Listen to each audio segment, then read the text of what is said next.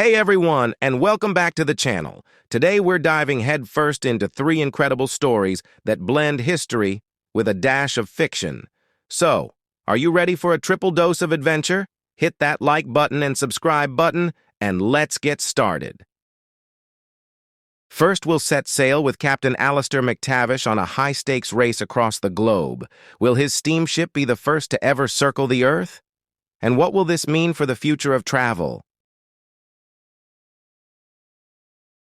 Captain Alistair McTavish, a Scotsman with a beard as fiery as the boilers he commanded, stood on the bridge of the Iron Leviathan, the very embodiment of his ambition. The Leviathan, a marvel of steel and steam, was unlike any ship that had ever graced the waves. Alistair, a pioneer in his field, was determined to win the Iron Gauntlet, the prestigious race to become the first steamship to circumnavigate the globe. The journey began with a flourish, the Leviathan leaving Southampton in a plume of smoke and cheers. Alistair, a man driven by a relentless pursuit of progress, pushed the ship hard.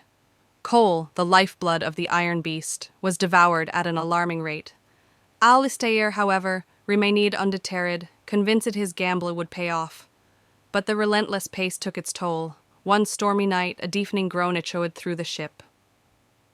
The boiler, strained beyond its limits, developed a hairline crack. Panic threatened to erupt, but Alistair, his voice as steady as the ship's compass, rallied his crew. Days turned into weeks as they nursed the Leviathan across the vast oceans. Alistair, forced to throttle back, watched in frustration as news reached them of the sleek Italian steamer, the Aquila, crossing the finish line first. Defeat gnawed at him, but his crew, a loyal band of men and women, refused to let their spirits sink. They meticulously patched the boiler, working tirelessly under the relentless sun and unforgiving storms.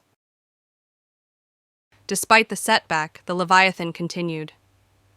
They traversed the Suez Canal, a marvel of human ingenuity, and cut a path through the spice-scented waters of the Indian Ocean. They braved the treacherous currents of the Cape of Good Hope and the vast emptiness of the Pacific. Along the way, they encountered uncharted islands, traded with curious natives, and even rescued a group of shipwrecked sailors. Alistair, a man of the sea at heart, documented their encounters with meticulous detail, realizing the scientific and cultural significance of their journey. Finally, after months at sea, the familiar white cliffs of Dover hove into view. Though not the victor of the race, the Leviathan had defied expectations.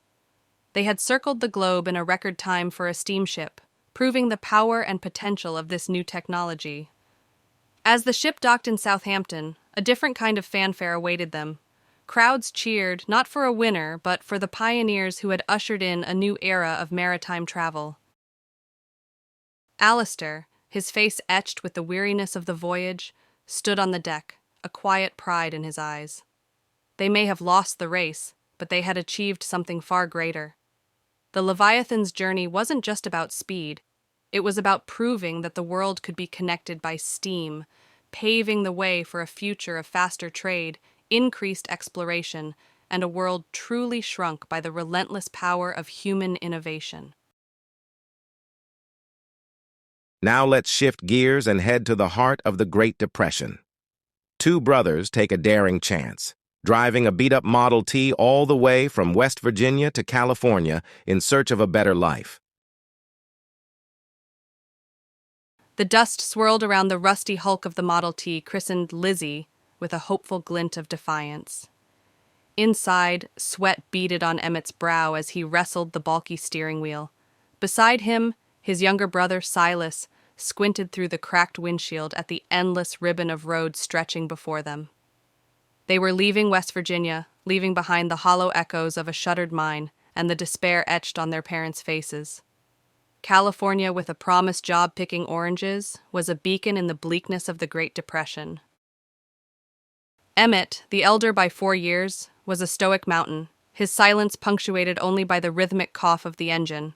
Silas, barely 18, was a wiry bundle of nervous energy, his gaze flickering between the endless horizon and the dented toolbox strapped to the back. Lizzie rattled and wheezed, each sputter a testament to their meager savings, funneled into spare parts and roadside repairs. Days bled into weeks, measured by the rising and setting sun. They slept under starlit skies, fueled by beans and hope.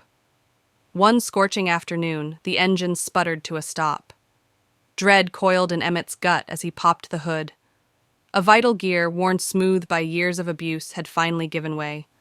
Despair threatened to engulf them, but Silas, ever the optimist, pointed to a distant cluster of buildings. The dusty town of Harmony was a ghost of its former self, but the blacksmith, a gruff giant named Jeb, took pity on them. He spent days painstakingly crafting a replacement part, his weathered hands moving with a practiced grace. In return, the brothers helped out at the forge, their days filled with the rhythmic clang of hammer on metal and the forging of an unlikely camaraderie. Leaving Harmony, a new gear not just in Lizzie but also in their spirits, they encountered another hurdle. A raging river, swollen by spring rains, had washed away the bridge. Panic clawed at Emmett, but Silas, remembering Jeb's quiet strength, devised a plan. Using salvaged wood and Lizzie's surprisingly sturdy chassis, they built a makeshift ramp. With gritted teeth and a silent prayer, they guided Lizzie across the churning water, the car teetering precariously before finding solid ground. Finally, after weeks of hardship, they crested a hill, and there it was, California, bathed in golden sunlight. Orange groves stretched as far as the eye could see, a promise of a fresh start. The job picking oranges was hard, their backs aching under the relentless sun. But for the first time in months, there was a glimmer of hope in their eyes. They were no longer just Emmett and Silas, the boys from a dying town. They were survivors, bound by the shared journey, the camaraderie forged in the crucible of despair. One evening, as they sat by a crackling fire, Emmett handed Silas a worn map. "There's a place up north," he said, his voice thick with emotion. "They say there's gold up there. Maybe next year we can try our luck." Silas grinned, the firelight dancing in his eyes. "Maybe next year, brother, but for now, we've got oranges to pick." They sat in comfortable silence, the sound of crickets chirping a lullaby to their dreams built on the dusty engine of a Model T named Lizzie, and the unwavering spirit of two brothers. Finally, we'll brave the icy waters of the Arctic. A repurposed World War I submarine, now a mobile research lab, will face a daring rescue mission to save a crew trapped in their icebreaker. Dr. Evelyn Evie Croft wasn't your typical explorer. Her vessel, the Leviathan she called Nautilus, wasn't a sleek yacht or a sturdy research ship. It was a repurposed World War I U-boat, its once lethal hull now bristling with scientific equipment. Evie, a marine biologist with a thirst for adventure, had transformed the torpedo bays into state-of-the-art laboratories, the engine room humming with a second life. One frigid morning, a distress call pierced the icy silence. The Polaris, a powerful icebreaker vital for a research expedition, was trapped in the Arctic pack ice. Evie, ever the opportunist, saw not just a rescue mission, but a chance to gather invaluable data. The journey north was a ballet of sonar pings and masterful maneuvering. Nautilus, despite its age, still sliced through the icy water with surprising grace. Evie's crew, a motley bunch of misfits united by their love for the unknown, worked tirelessly. There was Kai, the stoic navigator with a map tattooed on his arm for every ocean Evie had conquered. There was Nadia, the brilliant engineer who could coax even the most stubborn machinery back to life. And then there was Finn, the young, nervous marine biologist, whose enthusiasm rivaled Evie's own. Reaching the Polaris, they found the colossal ship embedded in a nightmarish maze of ice floes. Rescue wasn't a simple matter of pulling them loose.